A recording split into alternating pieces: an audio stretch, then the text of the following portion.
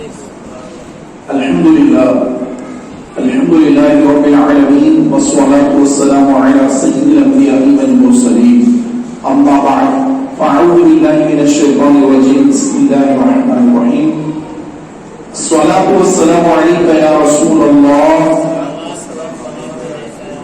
وعلى آلك وصحبك يا حبيب الله الصلاة والسلام عليك يا نبي الله وعلى آلك وصحبك يا نور الله نويت سنة الاعتكاف حضور نبی کریم صلی اللہ علیہ وآلہ وسلم ایک مرتبہ صحابہ کرام علیہ رضوان کو ساتھ لے کر کسی سفر پر ہیں اور راستے میں ایک مقام پر سرکار نے پڑاؤ ڈالا اور وہاں پر صحابہ سے فرمایا کہ اے صحابہ تمہارے پاس کھانے کے لیے کیا ہے لے کر آؤ، کیونکہ صحابہ کا بہت سارے صحابہ بھوکے بھی تھے۔ سرکار صلی اللہ علیہ وسلم نے سارے صحابہ سے فرمایا کہ جس کے پاس جو ہے وہ لے آئے۔ چنانچہ صحابہ کرام علیہ رضوان اپنے اپنے پاس جو کچھ روٹیاں وغیرہ تھی وہ لے کر حضور کی خدمت میں حاضر ہوئی۔ روٹیاں تھی، سالن نہیں تھا، روٹیاں تھی۔ واقعہ اسلام نے مولا کائنات مولا علی رضی اللہ تعالی عنہ سے فرمایا اے علی جاؤ فلاں مقام پر، وہاں پر اس علاقے کے اندر جاؤ، وہاں پر تمہیں شہد کے پٹھے ملیں گے، تو ان سے شہد نکال کر یہاں ہمارے پاس لے آؤ۔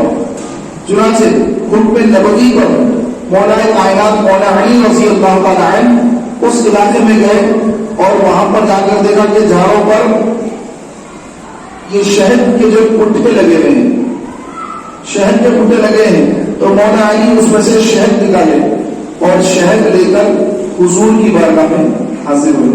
اب حضور صلی اللہ علیہ وسلم کی بارگاہ میں حاضر ہوئے تو پیچھے جو ہے مولا علی کے پیچھے پیچھے وہ مکھیاں بھی آنی شروع ہو گئی، وہ مکھیاں بھی سرکار کی خدمت میں حاضر ہو گئی۔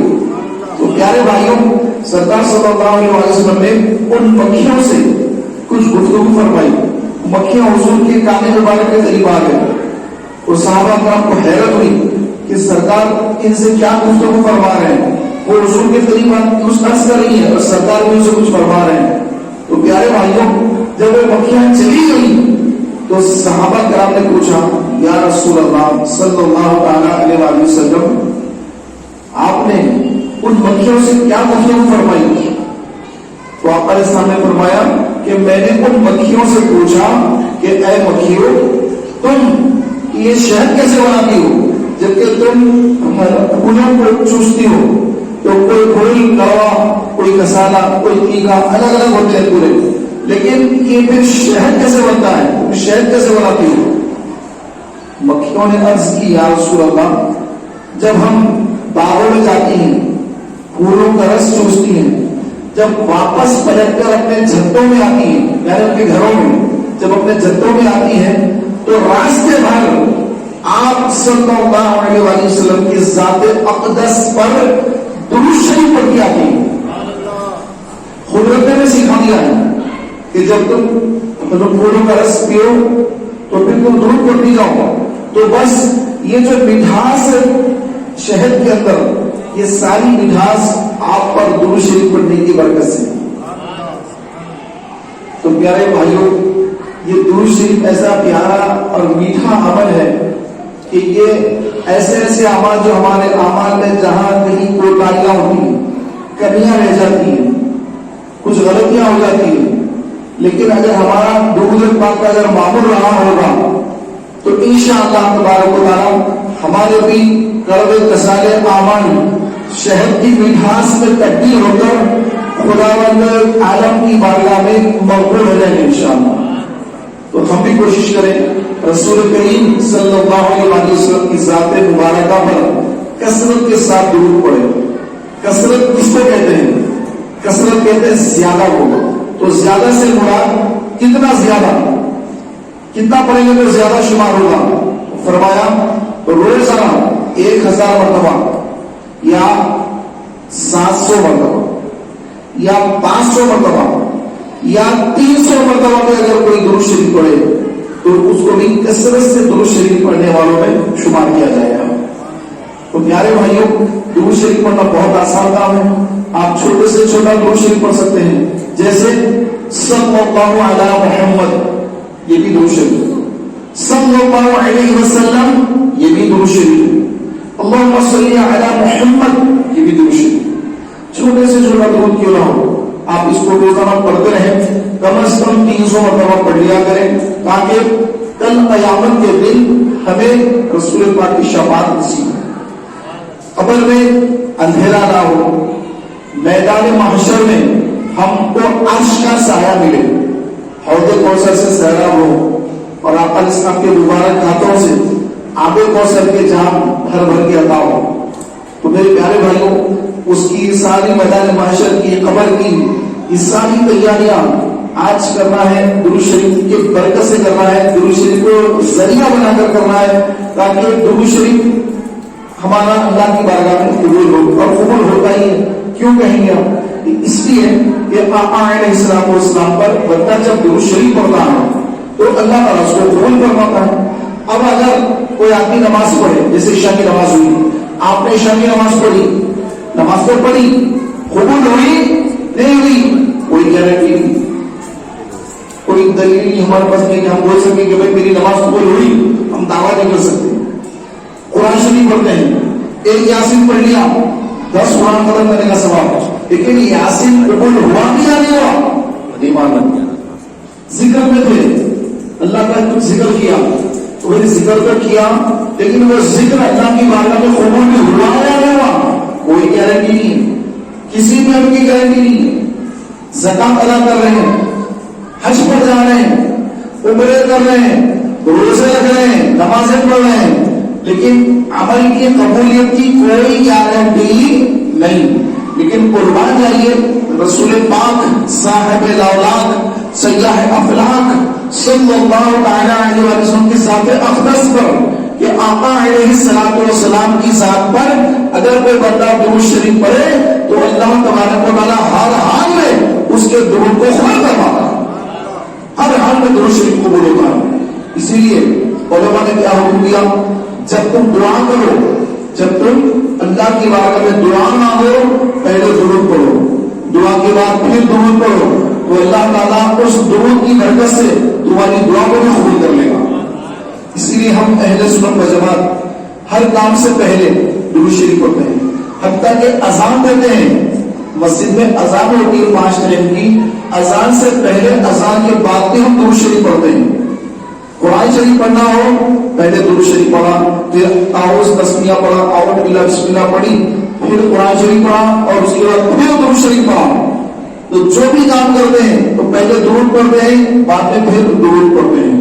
اور یہ مشائخین کا طریقہ ہے، مشائخ جو ہوتے ہیں اور جو لوگوں کو جو ہے مرید بناتے ہیں اور پھر ان کو ذکر دیتے ہیں، تو وہ بھی یہی کرتے ہیں کہ وہ زیادہ سے زیادہ درود شریف کے ہی جو ہے وظائف دیتے ہیں، اور جو بھی وظیفہ دیتے ہیں اپنے مریدین کو تو اس وظیفے سے پہلے اور وظیفے کے بعد درود شریف پڑھنے کی تلقین کرتے ہیں۔ تو میرے پیارے محترم بھائیوں، یہ درود شریف پڑھنا یہ دنیا اور آخرت میں ہمارے لیے نجات کا ذریعہ ہے۔ تو جو زبان اللہ نے ہمیں دی ہے، تو میرے امام احمد رضا خان فاضل بریلوی رحمۃ اللہ علیہ نے کیا فرمایا، دہن میں زبان تمہارے لیے، بدن میں ہے جان تمہارے لیے، ہم آئے یہاں تمہارے لیے، اٹھے بھی وہاں تمہارے لیے۔ تو پیارے بھائیوں، یہ زبان ہماری رسول کریم کی ذات پر درود شریف پڑھنے کے لیے، اللہ کا ذکر کرنے کے لیے، نہ کہ یہ زبان گالی گلوچ کے لیے، نہ کہ زبان جھوٹ کے لیے، نہ کہ زبان یہ ہماری معاذ اللہ کسی مسلمان کی دل آزاری کے لیے ہے، نہ ہماری زبان نعوذ باللہ آپس میں لوگوں میں جھگڑے ڈالنے کے لیے ہماری زبان ہے، نہ ہی ہماری زبان اللہ رسول کو ناراض کرنے والے بول بولنے کے لیے ہے، بلکہ یہ زبان جو ہم کو ملی ہے، اللہ نے دی ہے، یہ زبان کا صحیح استعمال یہ ہے کہ ہم اللہ کی رضا والی بولی بولیں اور رسول پاک پر درود شریف پڑھتے رہیں۔ تو میرے پیارے بھائیوں، یہ زبان بھی سبحان اللہ اتنی خوش نصیب ہے کہ اللہ تبارک و تعالیٰ عز و جل کا ذکر کر رہی ہے، رسول پاک کا ذکر کر رہی ہے، اور وہ زبان کتنی بد نصیب ہے کہ جو لوگوں کی غیبتیں کر کے، چغلیاں کھا کھا کر اور نوش بلا جھوٹ بول کر اللہ تعالیٰ سے دور، رسول پاک سے دور ہو رہی ہے۔ تو میرے پیارے بھائیوں، ہم کو اللہ تبارک و تعالیٰ عز و جل نے جو زبان دی ہے اس کا صحیح استعمال، بس ہم درود شریف پڑھتے ہیں، ایک مرتبہ مل کر آواز بلند درود پڑھ لیں، اللہم صلی علی سیدنا و مولانا محمد و علی سیدنا مولانا محمد و بارک وسلم، صلاۃ و سلام علیک یا رسول اللہ صلی اللہ علیہ وسلم۔ محترم پیارے بھائیوں، آج چونکہ 15 رجب المرجب ہے، اور 15 رجب المرجب حضرت سیدنا امام جعفر صادق رضی اللہ تعالی عنہ آپ کی جو ہے یہ تاریخ وفات کی مثال کی تاریخ ہے، اور 13 رجب المرجب مولا علی مولا کائنات، مولا علی شیر خدا علی المرتضی رضی اللہ تعالی عنہ کی ولادت کی تاریخ کہی جاتی ہے۔ پھر مولا علی 13 رجب المرجب کو آپ کی ولادت باسعادت ہوئی ہے، مکہ مکرمہ میں ہوئی ہے۔ پیارے بھائیوں، مولا علی کی ولادت باسعادت کا بھی ذکر کریں گے، اور حضرت امام جعفر صادق کا بھی ذکر کریں گے انشاءاللہ۔ حضرت مولا علی رضی اللہ تعالیٰ عنہ آپ کی شان تو اتنی زیادہ ہے کہ سبحان اللہ، کون ان کی شان بیان کرے، ہماری زبان اس لائق نہیں کہ ہم مولا کائنات کا ذکر کریں۔ پیارے بھائیوں، مولا علی رضی اللہ تعالیٰ عنہ جب آپ دنیا میں تشریف لے آئے تو بچے جو ہے، جب ہم جیسے عام بچے پیدا ہوتے ہیں تو بچے پیدا ہوتے ہیں تو وہ روتے بھی ہیں، آنکھیں بھی کھلی ہوتی ہیں، لیکن قربان جائیے مولا علی کی ولادت باسعادت پر، مولا علی نے جب دنیا میں آپ تشریف لے آئے تو آپ نے آنکھیں نہیں کھلی، آنکھیں نہیں کھلی۔ ان کی والدہ حضرت فاطمہ بنت اسد رضی اللہ تعالی عنہا آپ گھبرا گئی کہ میرا بچہ آنکھیں کیوں نہیں کھول رہا ہے، کیا میرا بچہ آنکھیں نہیں کھولے گا، کیوں آنکھیں نہیں کھول رہا میرا بچہ؟ آپ پریشان تھی، آپ بہت زیادہ فکر مند تھی۔ اس کے بعد پھر اس شہزادے، اس بچے کو حضور صاحب کی بارگاہ میں پیش کیا گیا، مولا علی کو حضور کی بارگاہ میں پیش کیا گیا، حضور نے گود میں لیا، جیسے آپ علیہ السلام نے گود میں لیا تو سبحان اللہ مولا علی نے آنکھیں کھولی اور سرکار کی زیارت کر لی، آنکھیں کھولی زیارت کر لی۔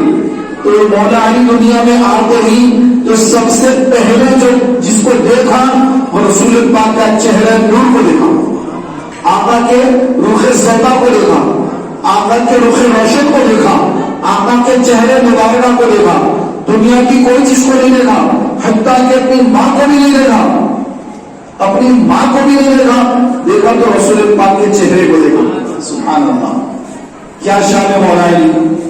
کسی بچے کو ایسا شعور ہوتا ہے کہ وہ آنکھ کھولے تو کس کو دیکھوں گا، میں آنکھ کھولوں گا تو ان کو دیکھوں گا یا ان کو دیکھوں گا، کوئی بچے کو شعور ہوتا ہے اس طرح؟ نہیں۔ یہ پیارے بھائیوں، یہ مولا علی کی شان ہے، یہ میرے مولا علی کی شان ہے کہ مولا علی دنیا میں تشریف لاتے ہیں اور آتے کو رسول کے چہرے کو دیکھ کر، آنکھیں کھول کے چہرے کو دیکھ کر آپ خوشی محسوس کرتے ہیں اور مسکرا دیتے ہیں سبحان اللہ کہ میں دنیا میں آیا تو آتے ہی اپنی آنکھیں رسول پاک علیہ السلام کی زیارت سے میں نے آنکھوں سے شربت بھی لیا۔ سبحان اللہ۔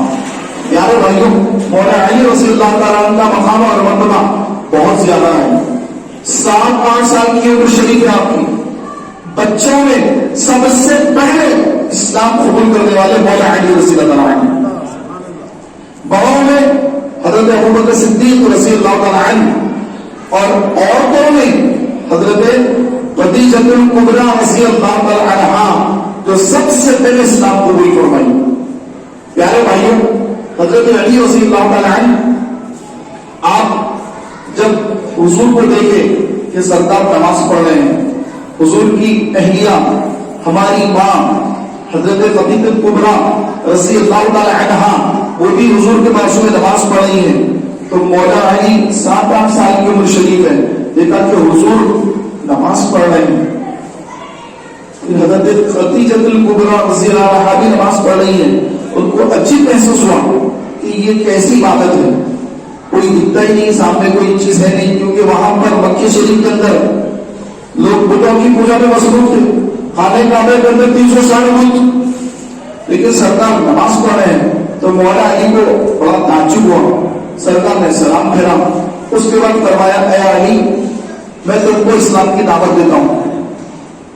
تو حضرت علی نے عرض کی یا رسول, اے اللہ کے رسول, عرض کی کہ ٹھیک ہے میں جو ہے اپنے والدین سے مشورہ کر لوں گا, میں اپنے والدین سے مشورہ کر لوں گا.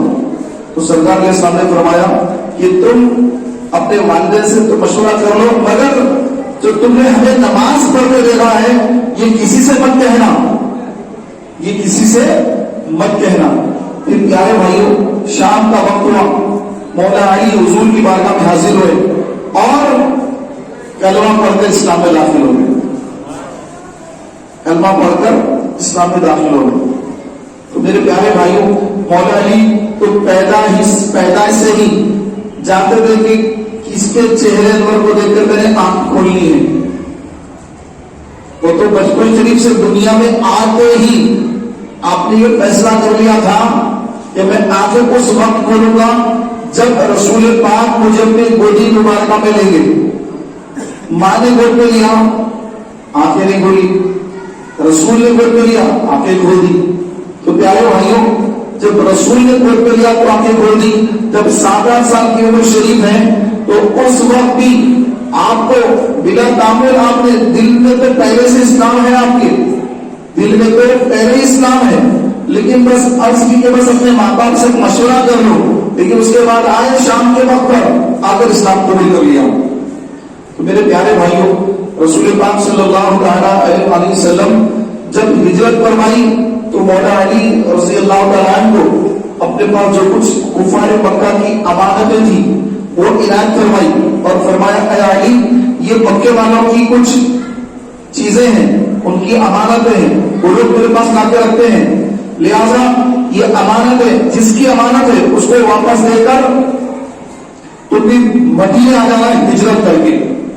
پیارے بھائیوں وہ رات کا بستر مولا علی جس پر آرام فرمائے, حضرت ہمارے آقا علیہ الصلوۃ والسلام کا بستر مبارک, اور مولا علی رضی اللہ تعالیٰ عنہ اس بستر مبارک پر رات بھر آرام فرماتے ہیں اور فرماتے ہیں کہ میں روزانہ ہر رات اس خوف سے نہیں سوتا کہ کہیں میری موت واقع ہو جائے تو میں عبادت میں مصروف ہوتا ہوں. لیکن جس رات سرکار نے مجھ سے فرمایا تھا اے علی آج تو میرے بستر پر سو جانا اور صبح اٹھ کر لوگوں کی امانتیں ان کو واپس کر کے مدینے آ جانا ہجرت کر کے, تو مجھے یقین تھا کہ آج کی رات مجھے موت نہیں آئے گی, آج کی رات مجھے موت نہیں آئے گی. تو میں رسول پاک علیہ الصلوۃ والتسلیم کے بستر مبارک پر آرام سے سو گیا, ساری رات سوتا رہا. پھر فجر سے تھوڑا پہلے تہجد کا وقت ہوتا ہے, تہجد پڑھی, پھر فجر کی نماز پڑھی, تو پھر اٹھنے میں جو ہے کفار مکہ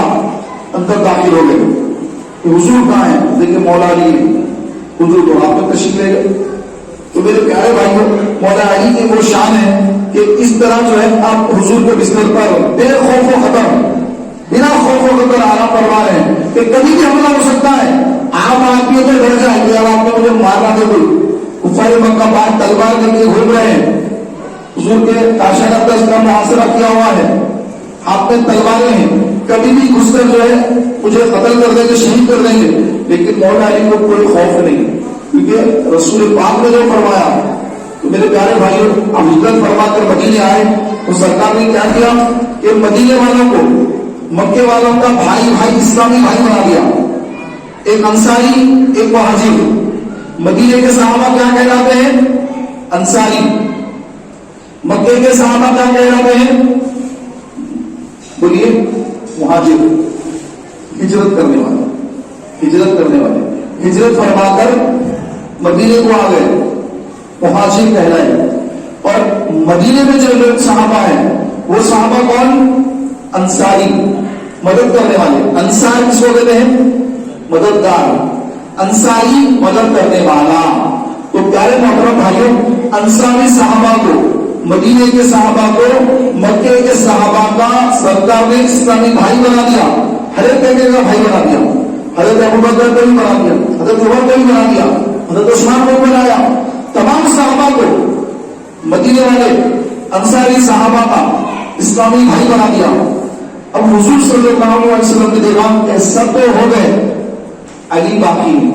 حضرت علی رونے لگے حضور کی بارگاہ میں کہ یا رسول اللہ, آپ نے سارے مہاجرین کو انصار کا بھائی بنایا, لیکن مجھے کسی کا بھائی نہیں بنایا. تو آپ علیہ السلام نے کیا خوب فرمایا کہ اے علی, تم دنیا اور آخرت میں میرے بھائی ہو. سرکار نے فرمایا اے علی, تم دنیا اور آخرت میں میرے بھائی ہو. یہ کس سے فرمایا اور کسی سے نہیں فرمایا؟ سرکار نے مولا علی سے فرمایا کہ اے علی, تم دنیا میں اور آخرت میں دونوں جگہ میرے بھائی ہو.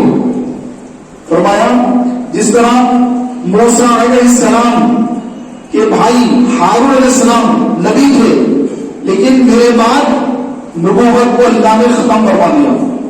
تم بھی میرے مددگار ہو, لیکن اللہ نے مجھ پر نبوت کو ختم کروا دیا. لا نبی بعدی, میرے بعد کوئی نبی نہیں. تو میرے پیارے بھائیوں, حضرت مولا علی رضی اللہ تعالیٰ عنہ کا مقام اور مرتبہ اتنا بڑا ہے کہ رسول پاک علیہ السلام نے فرمایا کہ اے علی, تم دنیا اور آخرت میں میرے بھائی ہو. لیکن سرکار علیہ السلام کو کبھی بھی مولا علی نے بھائی کہہ کے فرمایا کہ کبھی اپنا بھائی مولا علی نے نہیں کہا. مولا علی زندگی بھر یا رسول اللہ کہتے ہیں, زندگی بھر یا رسول اللہ.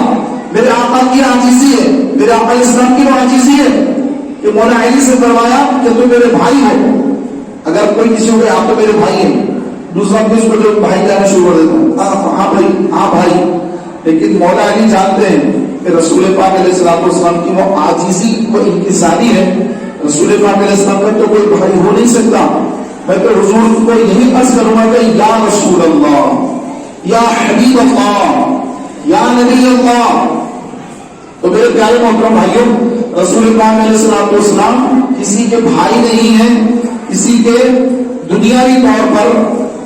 دنیا میں آپ دیکھیں گے تو ہر ایک کا رشتہ ہوتا ہے.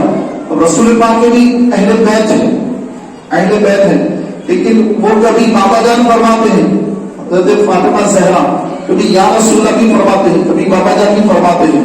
لیکن مولا علی نے ہمیشہ حضور اسلام کی بارگاہ میں کیا عرض کیا, یا رسول اللہ. جبکہ سرکار نے فرمایا کہ تم میرے بھائی ہو. حج کا سرکار کے ساتھ مولا علی نے حج کیا, حجۃ الوداع, آخری حج. اس کے بعد سرکار نے دنیا سے پردہ فرمایا. حجۃ الوداع کا موقع ہے, سرکار 1,24,000 صحابہ کے ساتھ حج فرمائے. حج سے واپسی ہے, حج سے واپسی ہے. تو ایک مقام آیا, ایک مقام آیا. اس مقام پر صحابہ نے پڑاؤ ڈالا. سرکار نے حکم فرمایا کہ یہاں پر پڑاؤ ڈالا جائے. تو پڑاؤ ڈالا گیا. تو میرے پیارے بھائیوں, وہ پڑاؤ ڈالنے کے بعد صحابہ کرام رضوان وہاں پہ رہنے کے لیے کچھ انتظام فرمائے کہ یہاں کچھ دیر قیام کرنا ہے. تو وہاں جب رکے تو پیارے بھائیوں, حضرت علی کے پاس ایک شخص آیا اور کچھ بات چیت ہوئی. تو وہ شخص جو ہے کچھ الگ باتیں کرنے لگا مولا علی کے ساتھ, اور پھر آ کر حضور علیہ السلام سے مولا علی کی شکایت کی کہ یا رسول اللہ, علی نے ایسا کیا, علی نے میرے ساتھ ایسا کیا. حضور کی بارگاہ میں آ کے مولا علی کی شکایت کرنے لگ گیا. تو پیارے بھائیوں, رسول پاک علیہ السلام حضرت مولا علی کو بلائے کہ اے علی ادھر آؤ. بلائے اور بلا کر سرکار اونچے مقام پر تشریف لائے. مولا علی کو اپنے ساتھ بلایا.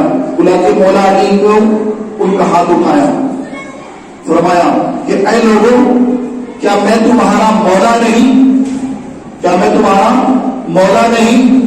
سارے لوگوں نے کہا, صحابہ نے کہا کہ یا رسول بے شک, یا رسول بے شک آپ ہمارے مولا ہیں, آپ ہمارے مددگار ہیں. مولا کے بہت سارے معنی ہوتے, مددگار کے بھی معنی ہوتے.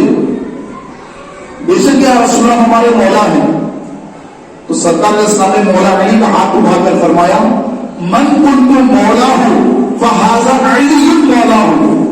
میں جس کا مولا ہوں علی اس کا مولا ہوں. میں جس کا مولا شکایت لے کر وہاں پر حضور کی خدمت میں حاضر ہوا. سرکار نے اس شخص کو کوئی جواب نہ دیا بلکہ قیامت تک کے لیے مسلمانوں کو یہ بتا دیا کہ سن لو کہ میں جس کا مولا ہوں علی اس کا مولا ہوں.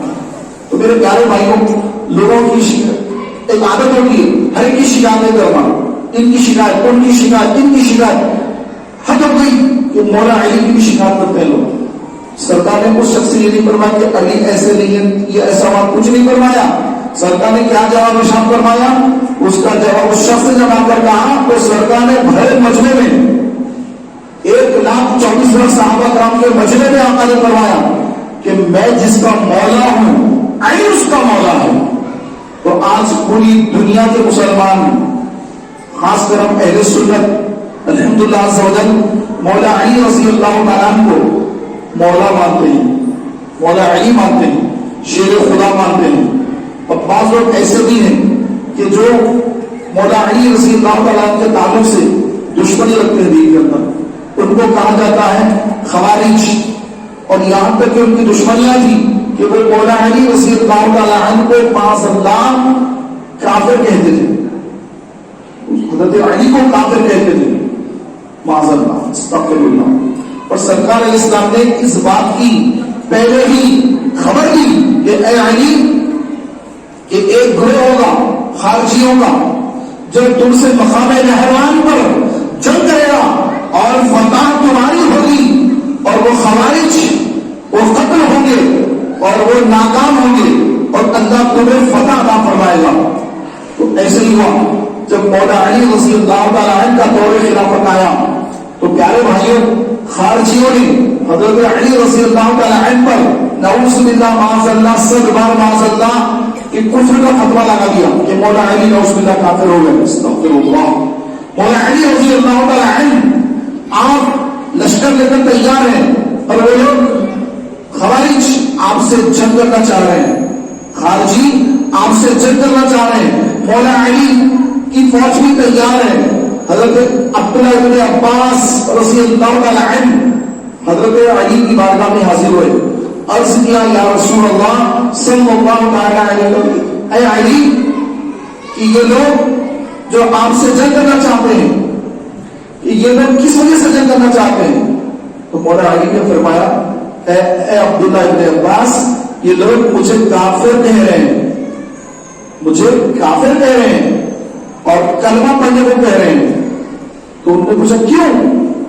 تو فرمایا کہ ہم نے اور معاویہ نے جو صلح ہوئی اس صلح پر یہ لوگ ناراض ہیں اور کہہ رہے ہیں کہ حکم صرف اللہ ہے، حاکمیت اللہ کے لیے ہے، لیکن علی اور معاویہ نے اپنی طرف سے ایک ایک حکم بھیج کر کیسے صلح کرائی؟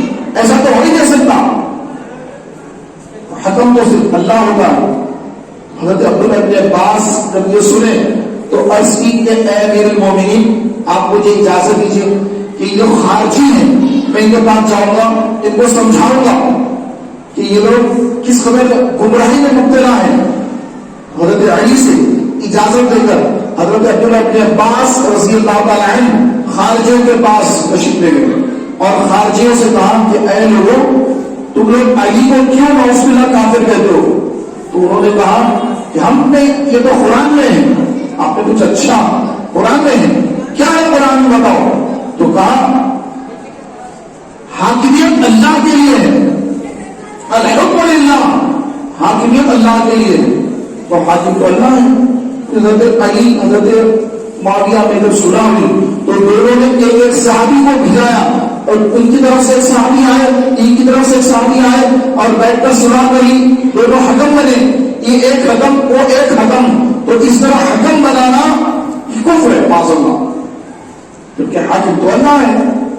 تو آپ نے کہا افسوس ہے تم پر افسوس ہے کہ تم نے قرآن کی ایک آیت پڑھی اور دوسری آیت نہیں پڑھی. دوسری آیت میں اللہ نے کیا فرمایا کہ جب میاں بیوی میں جھگڑا ہو جائے، میاں بیوی میں جھگڑا ہو جائے تو ایک شخص شوہر کی طرف سے ایک شخص بیوی کی طرف سے آئے، دونوں آپس میں بیٹھے حکم بن کر آئے اور آپس میں بیٹھ کر صلح کر لے.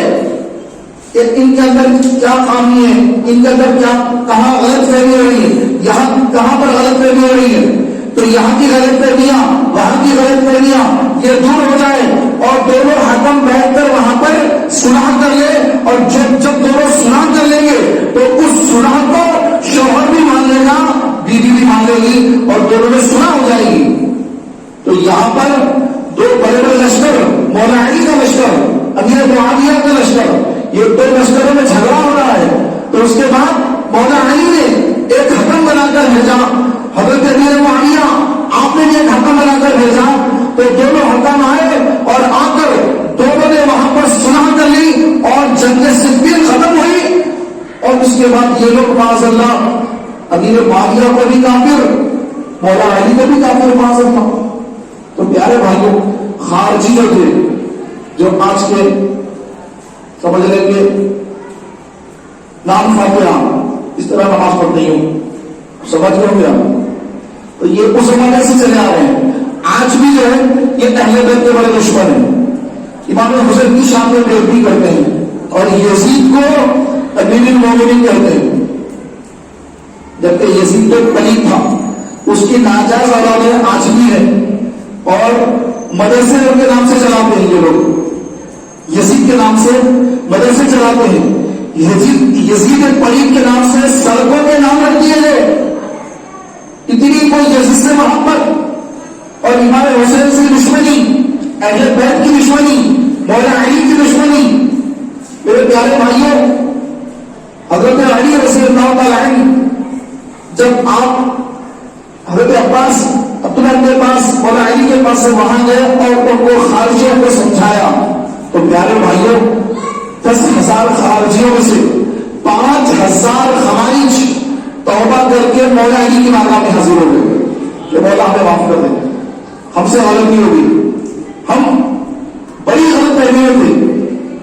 یہ تو اللہ کا کرم ہوا کہ ان کا شکریہ، عبداللہ ابن عباس رضی اللہ تعالیٰ عنہ کا شکریہ کہ انہوں نے آ کر ہمیں بتایا، ورنہ ہم تو جہنمی ہو جاتے۔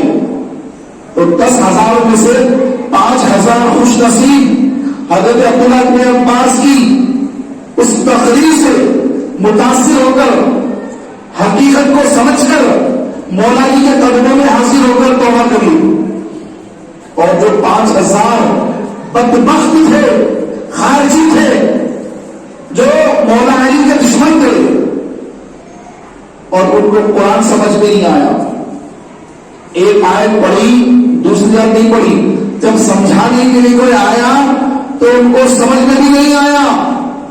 آج بھی ہم لوگوں کو سمجھاتے ہیں لیکن لوگ سمجھنے کو تیار نہیں ہوتے۔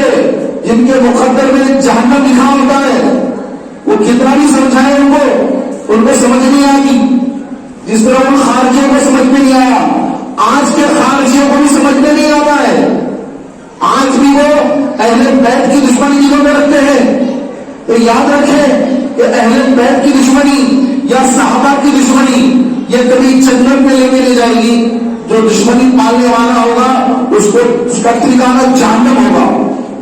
کسی ایک صحابی کا بھی دشمن جہنم ہی میں جانے والا ہے۔ اہل بیت میں سے کسی ایک بھی اہل بیت کا فرد، اہل بیت کے کسی فرد سے اگر کوئی دشمنی رکھے گا وہ کبھی بھی جنت میں نہیں جائے گا، اس کا ٹھکانہ جہنم ہے۔ میرے پیارے بھائیوں، جب ہوئی 5,000 کا لشکر ایک طرف، مولا علی کا لشکر ایک طرف، اور 5,000 خارجی، ہاتھوں میں تلوار، ایک ہاتھ میں تلوار، ایک ہاتھ میں قرآن لے لیا انہوں نے،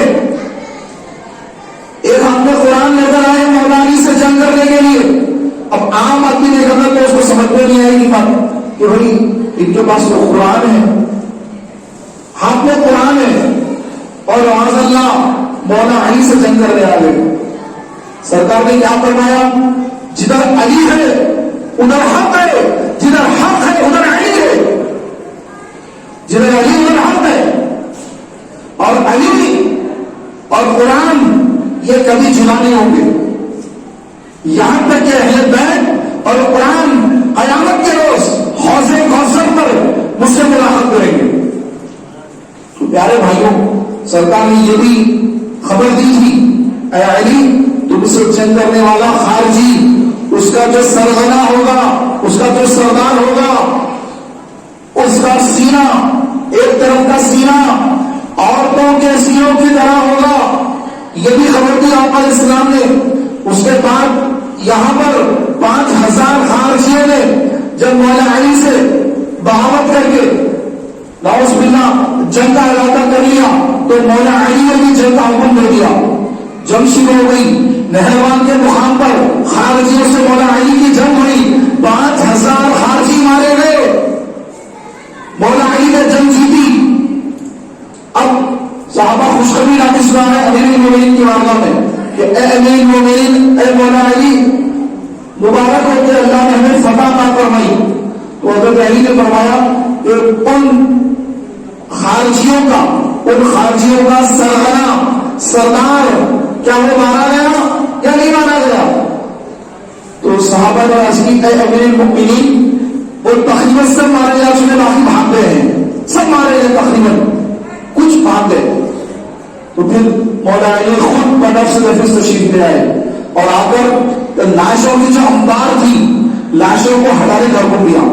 لاشیں پوری ہٹانے کا حکم دیا. لاشیں ہٹائی نہیں. سارے خارجی ہیں، اتنی لمبی لمبی گاڑیاں ہیں، ہاتھوں میں قرآن لے کر آئے ہیں، یہ لمبی لمبی گاڑیاں. آج بھی آپ کو لگائیں جیسے لمبی لمبی گاڑیاں بغیر ٹوپی کے ایسے کھڑے ہوں گے. ان کے باپ دادا بھی ایسے تھے.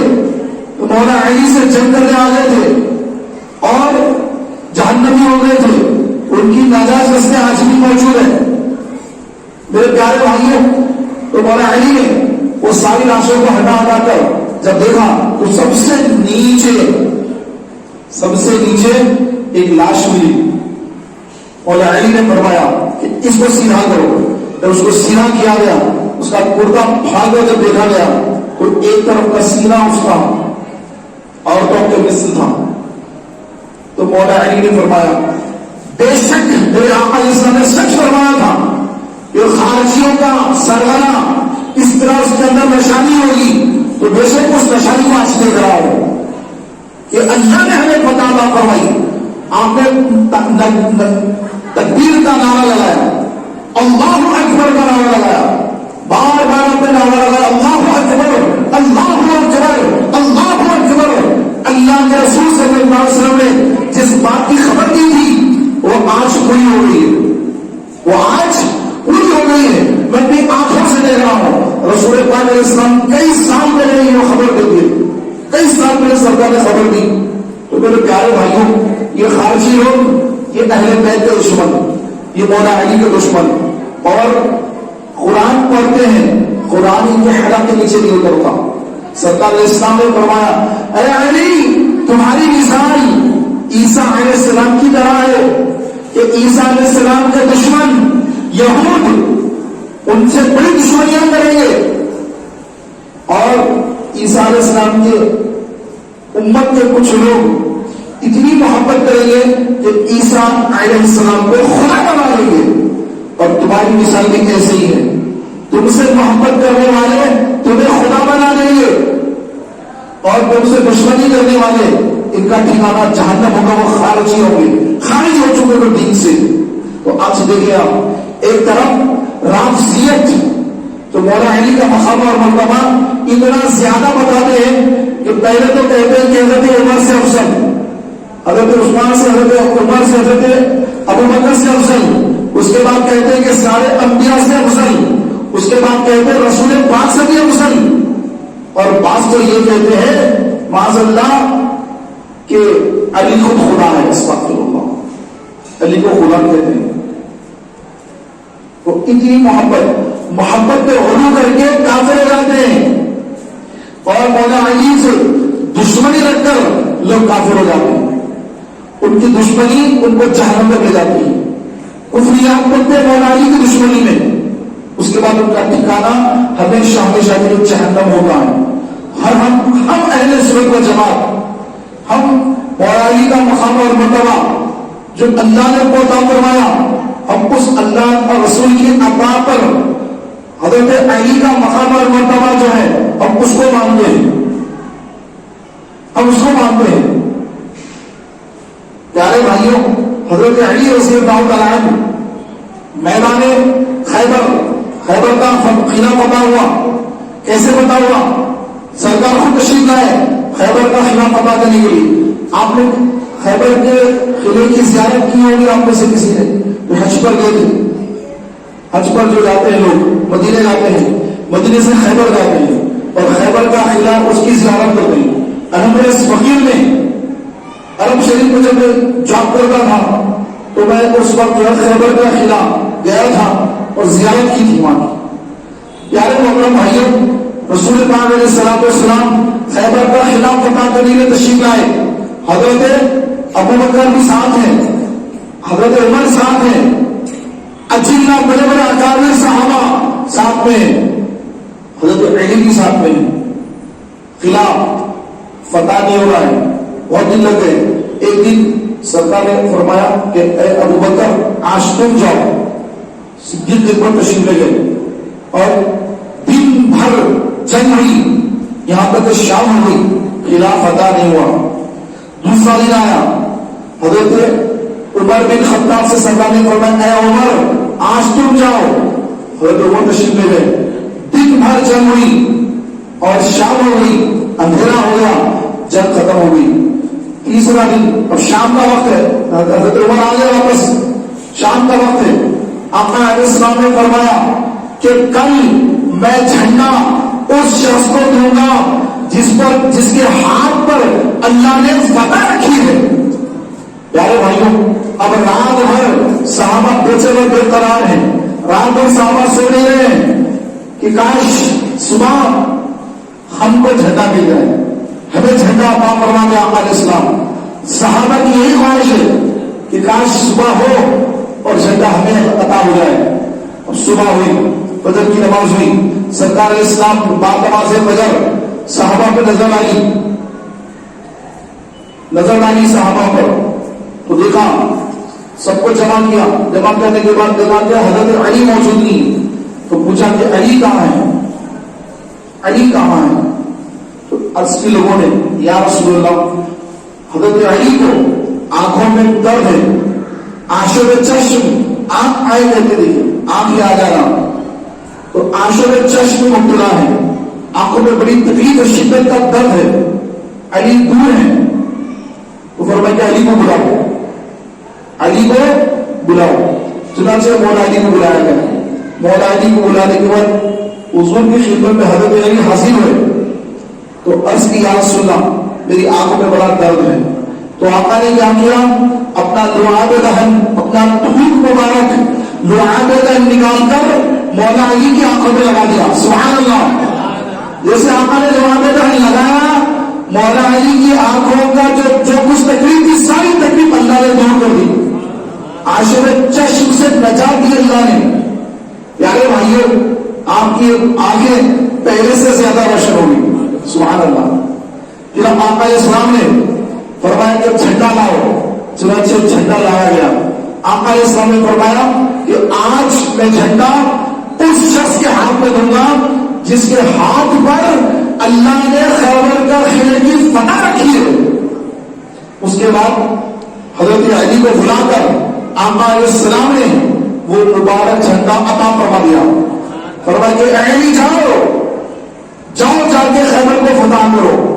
چنانچہ مولا علی رضی اللہ عنہ جھنڈا لے کر, فوج لے کر تشریف لے گئے. اور کیا شان اور کیا کا مقام اور کیا مرتبہ, کیا انداز, آپ نے ایسا انداز اپنایا کہ قلعہ کے بالکل قریب چلے گئے اور جا کر قلعے کا جو دروازہ پھاٹک ہوتی ہے, اب قلعے کا دروازہ کتنا بڑا دروازہ ہوتا ہے, اس دروازے تک پہنچ گئے اور جا کر اس دروازے کو اپنے ہاتھوں سے ہلانا شروع کر دیا.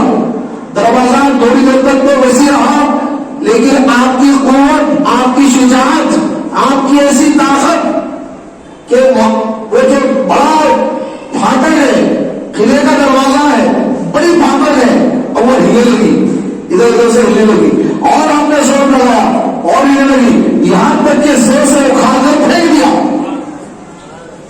دروازہ اکھاڑ کر پھینک دیا. مسلمان قلعے میں داخل, سبحان اللہ. اور اللہ نے مسلمانوں کو فتح عطا فرمائی.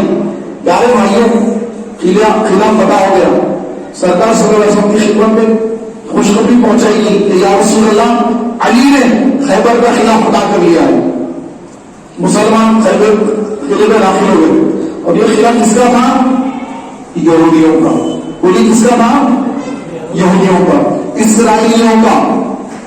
جیوس انگلش میں جن کو جیوس کہتے ہیں، یہودی، اسرائیلی، یہودیوں کا. تو یہود کا وہ جو بڑا قلعہ تھا اس کو فتح کر رہے کوئی اور نہیں بلکہ ہمارے مولا علی رضی اللہ تعالیٰ عنہ ہیں. اس کے بعد جب وہ دروازے کو لوگوں نے اٹھانا چاہا، 40 آدمی مل کر اس کو اٹھانے کی کوشش کی، ناکام رہے. اتنا بڑا دروازہ. تو آپ اندازہ لگائیں کہ مولا علی رضی اللہ تعالیٰ عنہ کو اللہ نے کیسی قوت عطا فرمائی، کیسی طاقت عطا فرمائی. آج بھی آپ دیکھتے ہیں کہ کوئی بچے کو کچھ اٹھانا چاہتے ہیں یا ہی مدد کہتے ہیں تو فوراً ہو جاتی. بچپن سے ہم جو یہ دیکھتے آ رہے ہیں، کوئی چیز وزن چیز اگر کوئی دے دے تو کہیں اٹھا کے لے جاؤ، ارے بہت وزن ہے، یا ہی مدد. فوراً میں بڑی سے بڑی چیز، وزن سے وزندار چیز الحمدللہ ہلکی ہو جاتی ہے. مولا علی کی طاقت جو دی جاتی ہے، ان کی غیبی قوت عطا ہوتی ہے. یہ غیبی فیضان عطا ہوتا ہے کہ جو مولا علی سے محبت کرتا ہے مولا علی بھی سے محبت فرماتے ہیں. پیارے محترم بھائیوں، حضرت علی رضی اللہ تعالیٰ عنہ کو اللہ نے وہ مقام اور وہ مرتبہ عطا فرمایا ہے کہ سبحان اللہ، اللہ کے رسول صلی اللہ تعالیٰ علیہ وسلم نے اپنی شہزادی کونین سیدہ کائنات سیدہ فاطمہ زہرا رضی اللہ تعالیٰ عنہ کا نکاح مولا علی کے ساتھ فرمایا. مولا علی کے ساتھ نکاح فرمایا، اپنا داماد بنایا. پیارے بھائیوں، حضرت علی رضی اللہ تعالیٰ عنہ آپ کو اللہ تبارک و تعالیٰ نے بے شمار کرامتوں سے نوازا، بہت بلند اور بالا مقام مقام عطا فرمایا. یہاں تک کہ رسول پاک علیہ الصلوۃ والتسلیم جب دنیا سے پردہ فرمائے تو حضرت علی رضی اللہ تعالیٰ عنہ آپ نے حضور اسلام کو غسل دیا. اور حضرت علی فرماتے ہیں کہ جب میں رسول پاک علیہ السلام کو تسلیم کو غسل دیا تو تھوڑا سا پانی آقا علیہ السلام کے ناک مبارک پر رہ گیا تھا، تو میں نے اس کو پی لیا. جب پی لیا تو اس کے بعد کی میری کیفیت الگ ہو گئی، میری کیفیت الگ ہو گئی. پیارے بھائیوں، حضرت علی رضی اللہ تعالیٰ وہ ہیں کہ جب رسول پاک علیہ السلام کو تسلیم کا جب جنازہ مبارکہ تیار ہوا تو سب سے پہلے حضور اسلام کی بارگاہ میں حاضر ہو کر، حضور کی خدمت میں حاضر ہو کر تو سب سے پہلے صلات پڑھی، درود شریف پیش کیا. کیونکہ حضور کی نماز جنازہ نہیں ہوئی. حضور جب دنیا سے پردہ فرمائے تو عام مسلمانوں کی طرح نماز جنازہ نہیں پڑھی گئی، بلکہ رسول پاک علیہ السلام نے جو وصیت فرمائی کہ جب میرا وصال ہو جائے، جب میں دنیا سے پردہ فرماؤں تو مجھے غسل دینے کے بعد تخت پر مجھے لٹانا اور سب سے پہلے میرا رب مجھ کو سلام پیش فرمائے گا. یعنی اللہ تبارک و تعالیٰ سب سے پہلے حضور اسلام کی ذات پر درود شریف بھیجے گا، پھر جبریل مجھ پر درود بھیجیں گے. تو اللہ کے بعد جبریل کے بعد سب سے پہلے مولا علی رضی اللہ تعالیٰ عنہ حضور اسلام کی خدمت میں حاضر ہو کر وہاں پر سرکار لیٹے ہوئے ہیں، دنیا سے پردہ فرما چکے ہیں اور آپ علیہ السلام کو جسم مبارک ہے تخت پر رکھا ہوا ہے. سب سے پہلے اہل بیت میں سے مولا علی رضی اللہ تعالیٰ عنہ آپ نے حضور اسلام کی خدمت میں سلام پیش کی. سلام کے معنی نماز کے بھی آتے ہیں، سلام کے معنی درود کے بھی آتے ہیں.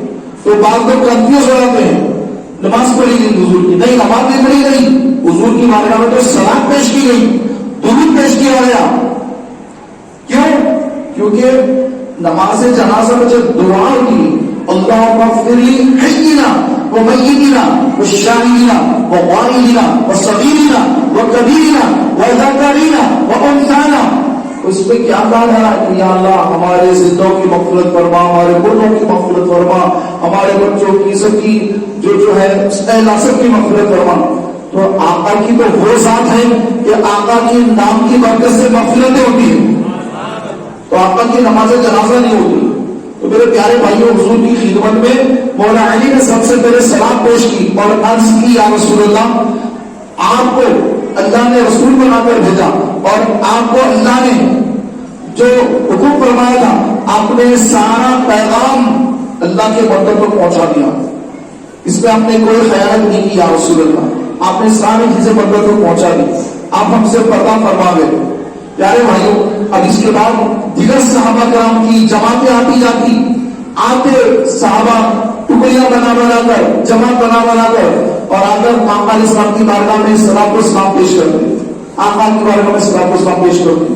اور پھر جب آقا علیہ السلام کی تدفین کا عمل آیا تو مولا علی وہ شخصیت ہے کہ جو آقا علیہ السلام کی لحد مبارک میں اترنے والی، لحد پاک میں اترنے والے. اور وہ مقام کیا ہے؟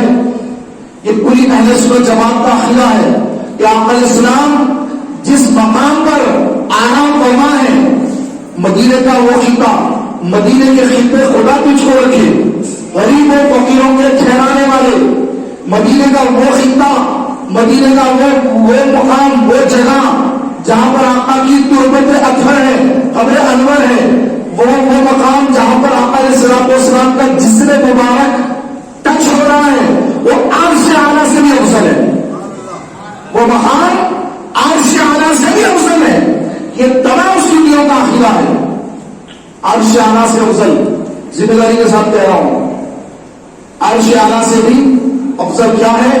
حضور اسلام کی قبر مبارک کی وہ جگہ جہاں پر آقا علیہ الصلوۃ والتسلیم کی، وہ جگہ جہاں پر آقا آرام فرما ہے، جس لہد مبارک میں آقا تشریف فرما ہے، استراحت فرما ہے، وہ جگہ عرش اعلیٰ سے افضل.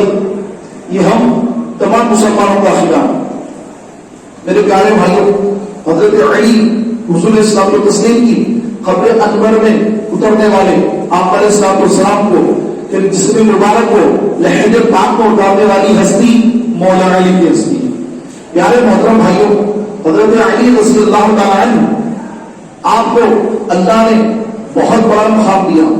اور حضرت ہمارے آقا علیہ السلام نے فرمایا پہلے کہ اے علی، جب حضرت علی کی شہادت کا وقت آیا، کیونکہ آپ چوتھے خلیفہ ہیں اور ہم اہل سنت کے نزدیک خلافت کی ترتیب بھی وہی ہے جو افضلیت کی ترتیب ہے. جو خلافت کی ترتیب ہے وہی فضیلت کی ترتیب ہے. اور باطل اس کے منکر ہیں اور اپنے آپ کو سنی کہتے ہیں. تو جو خلافت کی ترتیب ہے وہی فضیلت کی ترتیب. اور اس کو یاد دلانے کے لیے ہر جمعہ میں خطیب جمعہ خطبے میں منبر پر کھڑے ہو کر امت کو یاد دلاتا ہے. افضل البشر بعد الانبیاء بالتحقیق حضرت ابوبکر صدیق رضی اللہ تعالیٰ عنہ. تو تمام مسلمانوں کو ہر جمعہ یہ یاد دہانی کرائی جاتی ہے کہ افضل البشر بعد الانبیاء بالتحقیق، یعنی جس کی تحقیق کی گئی، تحقیق کرنے کے بعد یہ بات ہے کہ انبیاء کے بعد، حضور کے بعد انبیاء علیہ السلام کی جماعت کے بعد سب سے افضل اگر کوئی ہے ابوبکر صدیق ہے. اس کے اندر بہت سارے لوگ جو کنفیوز ہوتے ہیں، ارے مولا علی کے تو اتنے فضائل ہیں، اتنے فضائل مولا علی کے، پھر تم لوگ ابوبکر صدیق کو کیوں افضل مانتے ہو؟ تو میرے پیارے بھائیوں، ابوبکر کا مقام اور مرتبہ دینے والے رسول پاک ہیں. رسول پاک نے یہ مقام دیا ہے. رسول پاک نے اپنے پہلو پہ لٹایا ہے، عتیق و عمر پہ لٹایا ہے، دونوں کو اپنے بازو میں لٹایا ہے. اور آج سے 8-10 سال پہلے اور بہت سال پہلے علماء نے کتابوں میں لکھا، کیا لکھا کہ جس جگہ پر آدمی، یہ تو ایک حدیث شریف ہے کہ آدمی کی جہاں قبر بننے والی ہے تو وہاں کی مٹی کو لا کر فرشتے ماں کے پیٹ میں رکھتے ہی، اور بچہ جو ماں کے پیٹ میں بڑا ہونے لگتا ہے، پھر بچہ جب اس کا انتقال ہوتا ہے تو اسی مقام پر اس کو دفنایا جاتا ہے جہاں سے فرشتے نے مٹی نکال کر اس کی ماں کے پیٹ میں لا کے رکھی تھی۔ تو پیارے بھائیوں، رسول پاک علیہ السلام کو ہم نور بھی مانتے ہیں، بشر بھی مانتے ہیں نا الحمدللہ۔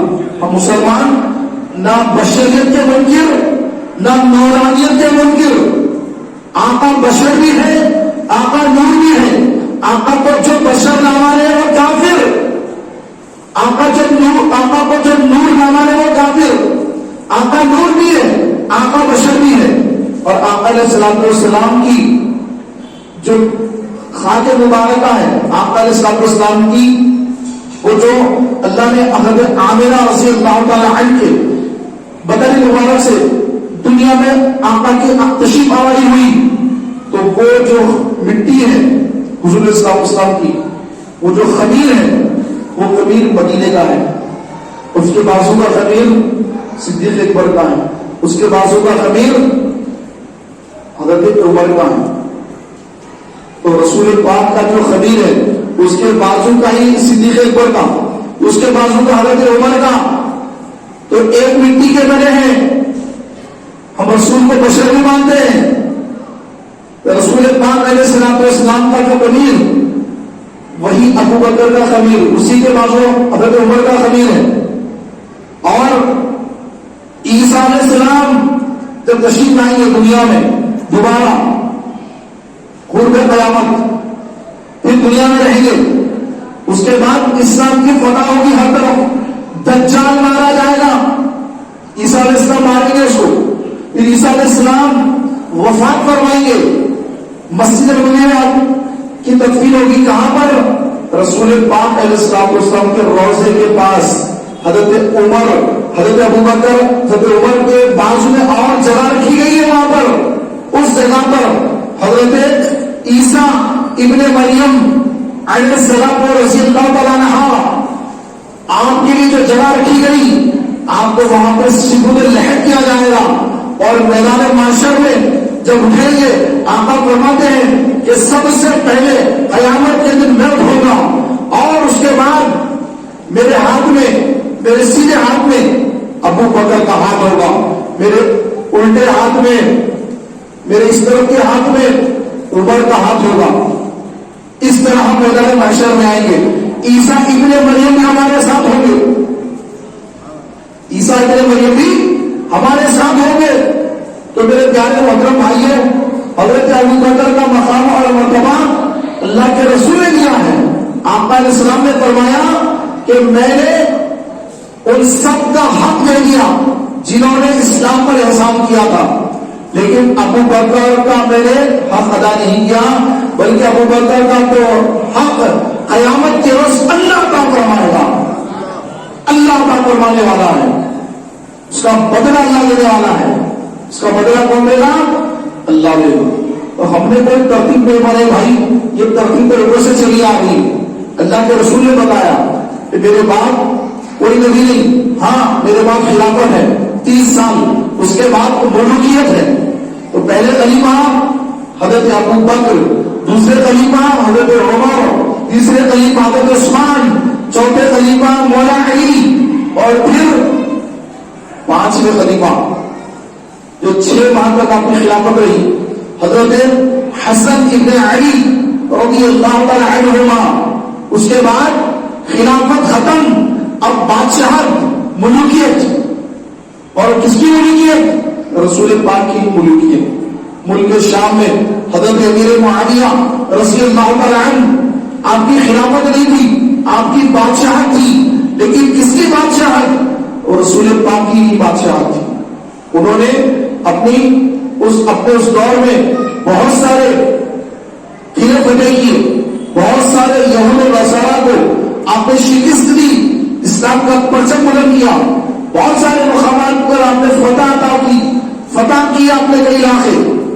الغرض میرے پیارے محترم بھائیوں، ہم سنی اہل سنت و جماعت، ہم الحمدللہ اہل بیت سے بھی محبت کرتے ہیں، صحابہ کرام سے بھی محبت کرتے ہیں، اہل سنت کا ہے میرا پار، اصحاب حضور ہے نجم، اور ناؤ عطرت رسول اللہ کی.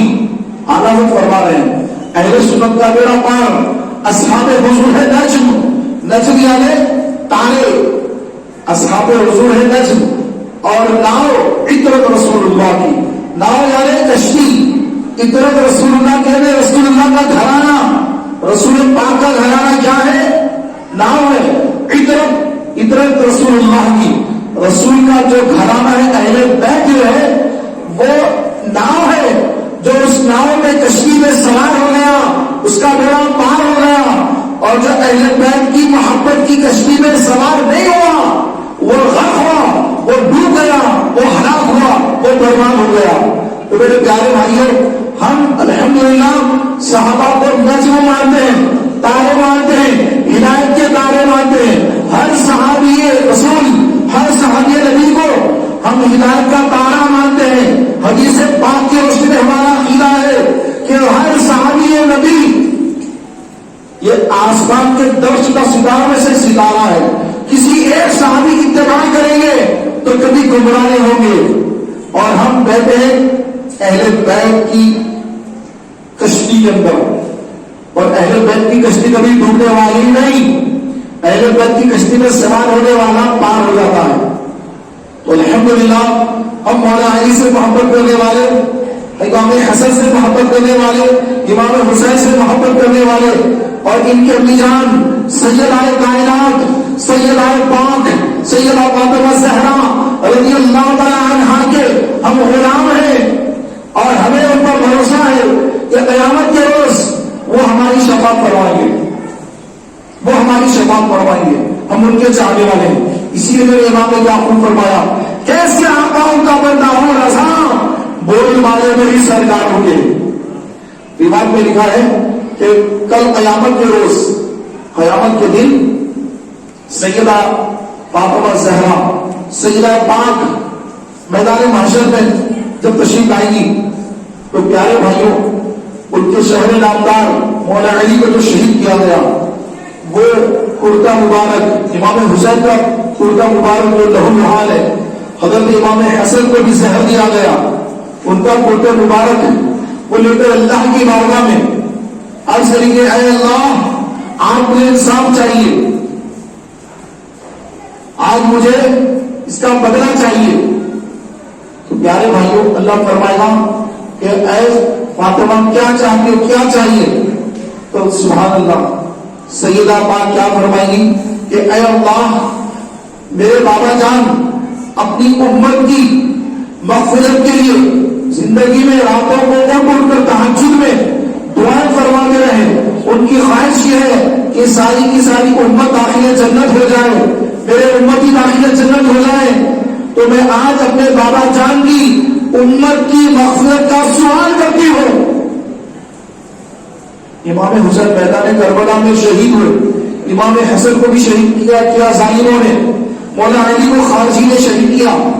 تو اس کے بدلے میں کل سیدہ پاک سیدہ فاطمہ زہرا رضی اللہ تعالی عنہا اللہ تعالیٰ سے اس کے بدلے میں کیا مانگے گی؟ ہم گناہ گار، بدکار، سیاہ کاروں کی مغفرت، کہ اللہ ہمیں بخش دے، کہ اللہ میرے بابا جان کی امت کی مغفرت کو دے اس کے بدلے میں. سبحان اللہ. ایسی بھی کوئی محبت دیکھی آپ نے اپنے بابا جان سے، رسول پاک سے محبت، رسول پاک کی محبت کی وجہ سے رسول پاک کی امت سے محبت، کہ نبی امت کو جہنم سے بچانے والے ہیں، بچانے کی دعائیں مانگتے رہے. تو ان کی شہزادی سیدہ پاک اللہ کی بارگاہ میں عرض کر رہی کہ اے اللہ آج امت کو بخش دے، امت کو بخش دے، کہ حسین کو شہید کیا گیا اس کا بدلہ بس تو میرے بابا جان کی امت کو بخش دے. یہ ہے اہل بیت. اب ان سے محبت نہیں کریں تو کس سے محبت کریں؟ ان کی غلامی اختیار نہیں کریں تو کس کی غلامی اختیار کریں؟ ہم ان کے دشمنوں سے کبھی دوستیاں نہیں رکھیں گے، ان کے دشمنوں سے ہم کبھی ان کے ساتھ بیٹھ کر کھانے نہیں کھائیں گے، ان کے ساتھ دوستیاں نہیں کریں گے، رشتے نہیں کریں گے. جو اہل بیت کا نہیں وہ ہمارا نہیں، جو صحابہ کا نہیں وہ ہمارا نہیں، ہم اہل بیت کے اور اہل بیت ہمارے، ہم صحابہ کے اور صحابہ ہمارے۔ پیارے محترم بھائیوں، ایمان جو سب سے بڑی دولت اللہ نے دی ہے اس کی حفاظت کریں اور اہل بیت سے محبت کریں، صحابہ سے محبت کریں تاکہ ہمارا خاتمہ ایمان پر ہو۔ آج مولا علی رضی اللہ عنہ کا ذکر ہوا، حضرت امام جعفر صادق رضی اللہ عنہ کا بھی ہم ذکر کرتے ہیں کہ امام جعفر صادق رضی اللہ تعالی عنہ کہ اللہ کے ولی، اتنے بڑے پائے کے ولی، کہ لوگ آپ کی بارگاہ میں حاضر ہوتے کہ حضور ہمارے لیے دعا فرمائیں۔ امام مالک فرماتے ہیں کہ جب بھی میں حضرت امام جعفر صادق کی بارگاہ میں حاضر ہوا تو ان کو 4 کام کرتے دیکھا۔ جب بھی آیا کبھی تو نماز میں دیکھا، کبھی تلاوت میں دیکھا، کبھی ذکر میں دیکھا تو کبھی حالت روزے میں دیکھا۔ ان 4 حالت میں ہٹ کے کسی اور حالت میں کبھی نہیں دیکھا۔ لوگ آپ کے پاس دعائیں کرانے کے لیے آتے ہیں، حضور دعا فرمائے میرے لیے، میں بہت غریب ہوں، دنیا نے منہ موڑ لیا ہے۔ آپ فرماتے استغفار کیا کرو، استغفار پڑھو، استغفر اللہ استغفر اللہ، استغفار پڑھو۔ پھر کوئی آتا حضور میری شادی نہیں ہو رہی، بڑا پریشان ہو، کوئی مجھے لڑکی نہیں دیتا ہے، میری اتنی عمر ہو رہی ہے، میری شادی نہیں ہوتی ہے۔ فرمایا استغفار کیا کرو، وہ چلا جاتا۔ پھر کوئی آتا کہ حضور مجھے بڑا خرچہ ہو گیا، خرچے میں ڈوبا ہوا ہوں اور خرچ خواہ بڑی سختی کرتے ہیں مجھ پر، میرے لیے دعا فرماتے استغفار کیا کرو۔ پھر کوئی آتا عرض کرتا حضور بے اولاد ہوں، شادی ہو گئی، سالوں گزر گئے، اولاد سے محروم ہے، کرم فرمائے حضور۔ امام جعفر صادق رضی اللہ عنہ فرماتے استغفار کیا کرو، استغفار کیا کرو۔ جو بھی آتا ایک ہی وظیفہ بتاتے، جس مشکل میں مبتلا ہے اس کے لیے ایک ہی وظیفہ دیتے، استغفار کیا کرو۔ لوگوں نے پوچھا حضور آپ کے پاس جو بھی آتا الگ الگ پریشانی لے کر آتا، لیکن وظیفہ ایک ہی یاد فرماتے ہر ایک کو، ہر ایک کو ایک ہی وظیفہ۔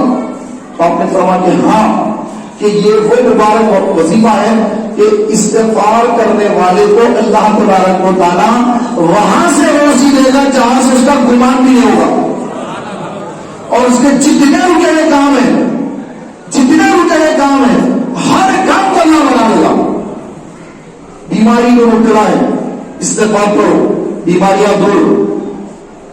کسی کو کینسر ہو گیا، کسی کو یہ ہو گیا، کسی کو وہ ہو گیا، ارے بھائی یہ وہ کرو، دوائیں علاج کرو، سب کرو، استغفار کرو پہلے، اور روزانہ استغفار کرو۔ لوگوں نے پوچھا حضور کتنے مرتبہ استغفار کریں؟ فرمایا 700 مرتبہ کرو۔ کتنی مرتبہ؟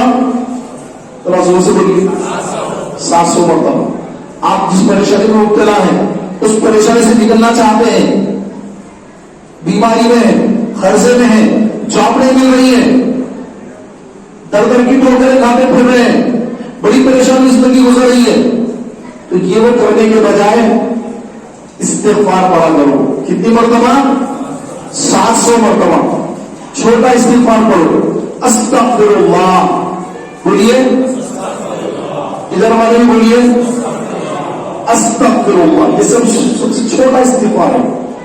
اب بڑے بھی بہت زیادہ ہیں تو وہ بڑے اپنی جگہ پر ہے، وہ اس کی بھی فضیلت ہے، لیکن جو کم جو ہے چھوٹا ہے، کم ٹائم میں زیادہ پڑھ سکتے ہیں، وہ ہے استغفر اللہ۔ تو اس کا نام کیا ہے؟ استغفار۔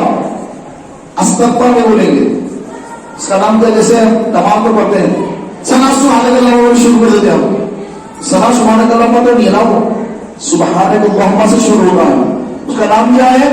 ثنا ہے نا، ثنا سبحانک اللہم۔ ایسا تو نہیں پڑھتے، آپ پڑھتے کیا؟ کچھ پڑھتے جیسا دکھ رہا نہیں پڑھتے نا ایسا، تو ایسا ہی ہے، یہ استغفار ہے، استغفار نہیں۔ لیکن جب اس کو پڑھنا ہوتا ہے تو استغفر اللہ پڑھتے ہیں، اس کا نام ہے استغفار۔ بولیے استغفار۔ تو استغفار کا وظیفہ حضرت سیدنا امام جعفر صادق رضی اللہ تعالی عنہ نے لوگوں کو عطا فرمایا، اور وہ ہم سے گنہگاروں کے لیے، ہم سے گنہگاروں کے لیے کہ جس کا جو کام رکا ہوا ہے. آج کل تو ہر ایک کو تنگستی ہے پیسوں کی، ہر ایک آدمی پیسے کے لیے پریشان ہے کہ یار بڑی تنگستی ہے، لاک ڈاؤن آ گیا، نوٹ بندی سے بس کاروباری ٹھپ ہو گیا ہے. نوٹ بندی کیا ہوئی؟ کاروباری ٹھپ ہو گیا ہے، پیسہ ہی نہیں ہے، ایسا ہو گیا. لاک ڈاؤن کے بعد تو یہ ہو گیا، یہ ہو گیا. تو میرے پیارے بھائیوں، یہ وہ کچھ بھی ہونے دیجیے، آپ کو ایک وظیفہ اہل بیت میں سے ایک اللہ کے ولی نے دیا ہے، ایک اللہ کی بارگاہ کے مقبول ولی نے دیا ہے، امام جعفر صادق رضی اللہ تعالی عنہ نے دیا ہے. تو اس وظیفے سینے سے لگا لو. آج ہی سے آج 15 رجب المرجب تھی، شام تک مغرب کے بعد سلوات گئی ہے. آج کا یہ مبارک وظیفہ آپ امام جعفر صادق کا نام کا وظیفہ، ان کی طرف منسوب ہے. یہ وظیفہ حدیث پاک میں اس کی بڑی فضیلت آئی ہے پہلے سے، لیکن آپ نے خاص اس طرف ارشاد فرمایا، تو آپ بھی اس کو اپنا لیجیے کہ روزانہ 700 مرتبہ استغفر اللہ. کیا بولیے؟ استغفر اللہ، استغفر اللہ، استغفر اللہ. جب بندہ ایک مرتبہ استغفر اللہ پڑھتا ہے اس کا ایک گناہ مٹا دیا جاتا ہے. تو میرے پیارے محترم بھائیوں، امام جعفر صادق کی وصال کی جو تاریخ ہے وہ ہے 15 رجب. بعض لوگ 22 رجب کو کنڈے کرتے ہیں. یہ کیوں کرتے ہیں بتائیں آپ کو؟ رامسی لوگ جو ہے نا، رامسی جو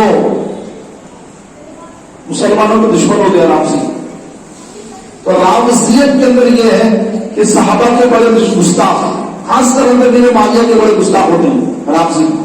تو رامسی نے دیکھا کہ امام جعفر صادق رضی اللہ عنہ کی جو وصال کی تاریخ ہے 15 رجب ہے، اس کو بدل کر 22 رجب کر دیا، اور 22 رجب امیر معاویہ کی وصال کا دن ہے. تو اس دن خوشی میں میرے کھیر پوریاں بناتے ہیں کہ امیر معاویہ کا انتقال ہو گیا، خوشیاں مناؤ، کھیر پوری بناؤ. تو بھولے بھالے سنی شیعوں کی رامسیوں کے دیکھانے کی 22 رجب کو کنڈے بنانا شروع ہو دیے. پھر علماء اہل سنت نے بتایا کہ 22 رجب کو کنڈے نہیں کرنا ہے، کنڈوں کی نیاز، کنڈوں کی فاتحہ 15 رجب کو کرنا ہے. کب کرنا چاہیے؟ 15 رجب. 15 رجب امام جعفر صادق رضی اللہ تعالی عنہ کا وصال کا دن ہے. تو امام جعفر صادق رضی اللہ تعالی عنہ کے وصال کے دن 15 رجب المرجب کو مسلمان کنڈوں کی نیاز کرتے ہیں، کنڈوں کی فاتحہ کرتے ہیں. 22 رجب کو نہیں کرتے. 22 رجب حضرت امیر معاویہ رضی اللہ تعالی عنہ آپ کی وصال کی تاریخ ہے، تو اس تاریخ کو اگر کرنا ہے تو وہ کنڈے نہیں کرنا ہے. وہ تو جتنے صحابہ ہیں ہر صحابی ان کے نام سے فاتحہ دینا جا سکتی. تو امیر معاویہ بھی صحابی رسول ہے، ان کے نام سے فاتحہ کرے 22 کو. لیکن 15 کی جو کنڈوں کی نیاز ہے امام جعفر صادق کی نیاز ہے. تو آج 15 تاریخ تھی، تو جو کرے الحمدللہ، کوئی نہیں کرے کل جمعہ کا دن ہے، کل جمعہ کے دن امام جعفر صادق رضی اللہ عنہ کے نام کی کنڈوں کی فاتحہ کرے. کنڈے کیا ہے؟ کنڈے کیا ہے؟ تو بھائی کنڈے کوئی نئی چیز نہیں ہے، بلکہ مٹی کا جو برتن ہوتا ہے. آقا نے فرمایا جس کے گھر میں مٹی کے برتن ہو تو اس گھر کی زیارت کے لیے فرشتے تشریف لاتے ہیں.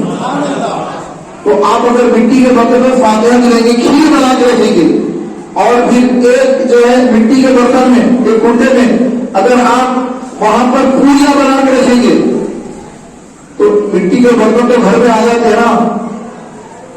جب مٹی کے برتن گھر میں آتے ہیں اس کی زیارت کے لیے فرشتوں کی آمد ہوگی. جب رحمت سے فرشتے آئیں گے تو گھروں کے جو شیاطین ہیں کو مار کے بھگائیں گے، تو گھروں میں خیر و برکت نازل ہوگی.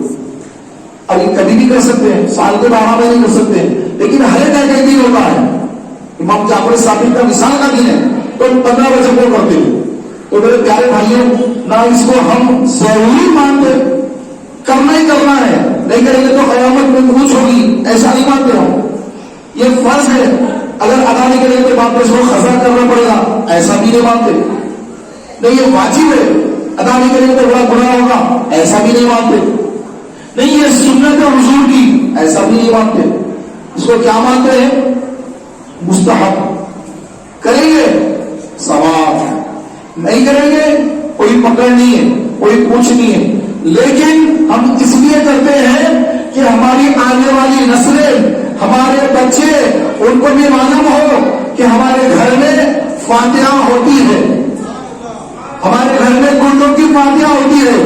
ہمارے والد صاحب، ہمارے والدہ، ہمارے گھر کے سارے لوگ گھر کو دھوتے ہیں، صاف ستھرا کرتے ہیں. اس کے بعد کنڈے لا کر، کنڈوں میں مٹھائی رکھ کر، شیرنی بنا کر، کھیر بنا کر، پوریاں بنا کر گھر میں رکھتے ہیں. پھر اس کے بعد اللہ کا کلام پڑھتے ہیں، اور جب کلام پڑھا وہ کلام رسول پاک کی بارگاہ میں احسان ثواب کرتے ہیں. رسول پاک کے وسیلے سے اہل بیت کی بارگاہ میں بالخصوص امام جعفر صادق رضی اللہ عنہ کی روح مبارکہ کو اس کا ثواب پیش کرتے ہیں. یہی تو بولتے ہیں. اب بعض لوگ کہتے ہیں کہ بھائی کنڈوں کی فاتحہ میں گوشت نہیں پکانا، بگارا کھانا بنانا، دالچا بنانا اور کھیر پٹیا ہوتے ہیں، گوشت نہیں بنا سکتے. تو ایسی کوئی بات نہیں ہے بھائی، ایسی کوئی بات نہیں ہے. آپ بریانی میں بھی کنڈوں کی فاتحہ کر سکتے ہیں. اور آج کل جو چل رہی ہے لوگ اس کو چار کی بٹھا دے دیکھیں کیا ہے دعوت، ادھر بارکس سے آگے ملتا ہے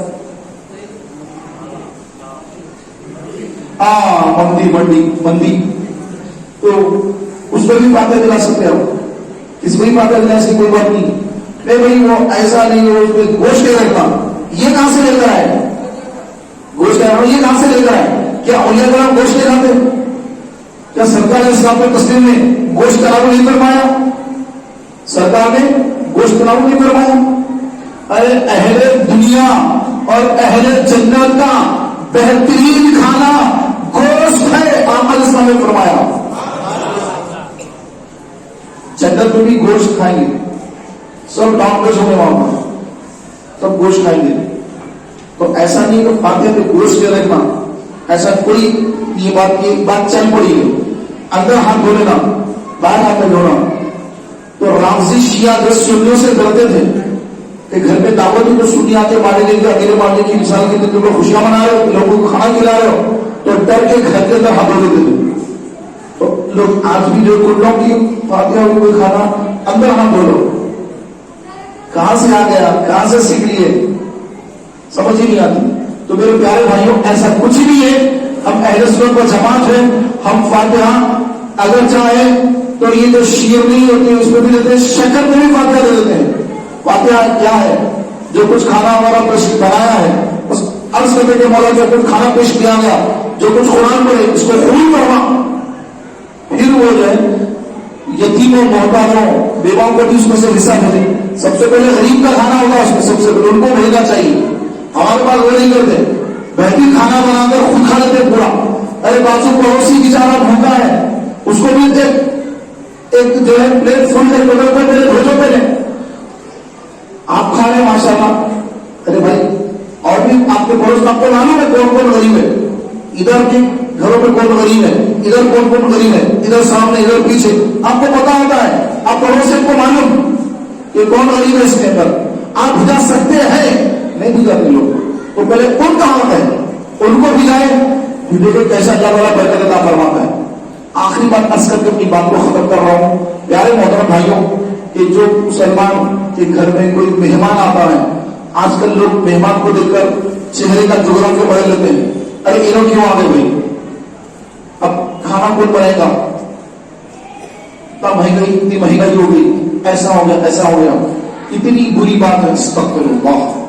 آقا علیہ السلام نے فرمایا کہ مہمان اپنے مقدر کا کھانا لے کر آتا ہے، اور جب مہمان گھر سے باہر جاتا ہے تو اس گھر کی ساری ملائکت کو لے کے چلا جاتا ہے. تو بچھوا دن کیا کرتے ہمارے اسٹاف، گھر میں کوئی مہمان آتا تو جتنا گھر میں کھانا ہوتا سب لا کے رستے پہ لگا دیتے. مہمان کتنا کھائے گا، اتنا کھائے گا، جو وہ لا کے رکھتے تھے. گھر میں کھجور ہے لا کے رکھ دیا, سرکہ ہے لا کے رکھ دیا, وہ ہے لا کے رکھ دیا, یہ ہے لا کے رکھ دیا. ارے تو وہ کہیں نہیں سکتا کوئی نہیں, سب پھیر کر دیا لا کر. لوگوں نے پوچھا حضور آپ کے پاس مہمان آئے تو آپ نے اتنا کھانا رکھا, تو کوئی کھا ہی نہیں سکتا, ایک آدمی کتنا کھائے گا؟ آپ نے فرمایا کہ ایمان دراصل یہ ہے کہ اللہ تبارک و تعالیٰ کی طرف سے مہمان آتے ہیں. جب مہمان آتا ہے وہ اللہ کی طرف سے ہے, اور مہمان کے سامنے ہم جو کھانا رکھتے ہیں وہ کھانا جب مہمان ہاتھ اٹھا لیتا ہے, ہاتھ روک لیتا ہے کہ ہاں میرا پیٹ بھر گیا, کہا جاتا ہے اور لیجیے اور لیجیے, حکم دیا جاتا ہے کہ مہمان کو کہو اور لیجیے اور لو, لیکن وہ کہیں نہیں بس بس. اب وہ ہاتھ روک لیا, اب ہاتھ روکنے کے بعد جتنا کھانا رکھا ہوا ہے اسلاف ہمارے بزرگان دین وہ کھانے کو اٹھا لیتے اندر لیتے, اب اس کو بعد میں کھاتے. کیوں؟ کیونکہ جو مہمان کے سامنے کھانا رکھا جاتا ہے اب اس کھانے کا قیامت کے دن حساب نہیں ہوگا, وہ سارے کھانے کا حساب نہیں ہوگا. اب اس کو رکھ کر بعد میں کھا لیا کرتے کہ یہ کھانے کا حساب نہیں ہوگا. باقی مہمان کو سامنے نہیں رکھ کر اندر رکھ لیے, ارے اتنا اچھا کھانا بعد میں کھائیں گے, تو مہمان کو ایسی کھلا دیں گے, تو اب وہ بات کو جو اچھا رکھ لیا اندر اس کا حساب ہوگا. تو مہمان کے سامنے رکھے اس کا حساب نہیں. حضرت ابراہیم علیہ السلام کبھی مہمان کے دور میں کھانا ہی نہیں کھایا, زندگی بھر مہمان کو ڈھونڈتے, کہاں ہے مہمان, کہاں ہے مہمان, گھر کے باہر نکل جاتے مہمان کو تلاش کرتے. مہمان اگر نہیں ملتا, کوئی بھی گھر میں آ کے کھانے والا نہیں ملتا, آپ بھوکے رہ جاتے. تو 8 دن ہو گئے آپ بھوکے رہے, اللہ نے فرشتوں کو مہمان بنا کے بھیج دیا, فرشتے انسانی لباس پہ آ گئے. حضرت ابراہیم نے دیکھا کہ ارے آئیے ہمارے گھر دعوت ہے, آئیے, فرشتوں کو لے کر آ گئے. مہمانوں کے فرشتے انسانی لباس پہ آ گئے, ہو اللہ نے بھیجا, فرشتے آ گئے, دستر بھیج گیا, اور وہ لوگ دستر پر بیٹھ گئے. اب دستر پہ بیٹھ کے کھانا کھانے کا جو طریقہ انبیاء علیہ السلام کا طریقہ ہے کہ دوسروں کی پلیٹوں میں نہیں دیکھتے, دوسروں کی نگاہی میں نہیں دیکھتے کہ لوگ کتنا لا لیے, یہ لوگ کتنا لا لیے, یہ لوگ کتنا کھا رہے ہیں, وہ نہیں دیکھتے. بعد میں لوگوں کی پلیٹ میں نظر رہتی لوگوں کی, وہ لوگ کتنا کھا رہے ہیں, کیا کیا ڈال لے رہے ہیں.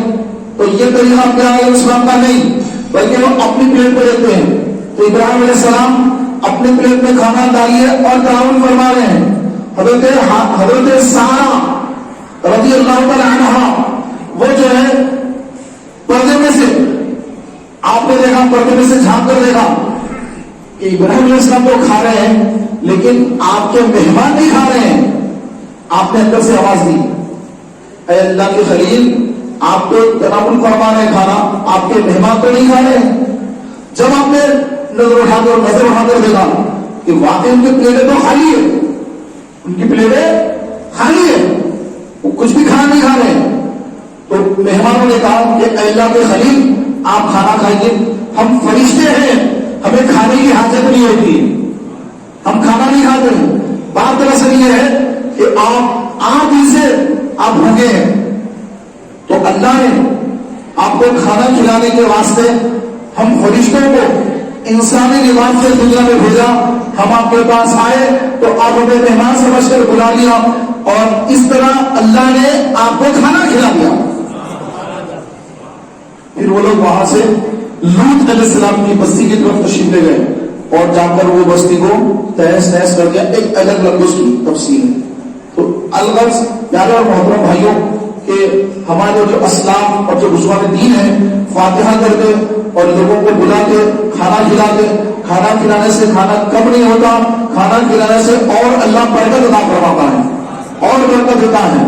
تو بہترین شخص وہ ہے جو لوگوں کو کھانا کھلائے, غریبوں کو کھانا کھلائے, ہر ایک کو کھانا کھلائے, غریب کو بھی کھلائے, امیر کو بھی کھلائے, سب کو کھانا کھلائے.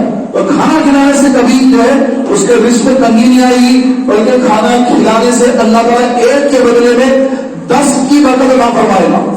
اللہ تبارک و تعالیٰ ہم سب کو بہت زیادہ ضیافت کرنے والا بنا دے, آمین. الہی نبی صلی اللہ علیہ وسلم. آئیے اپنے درود شریف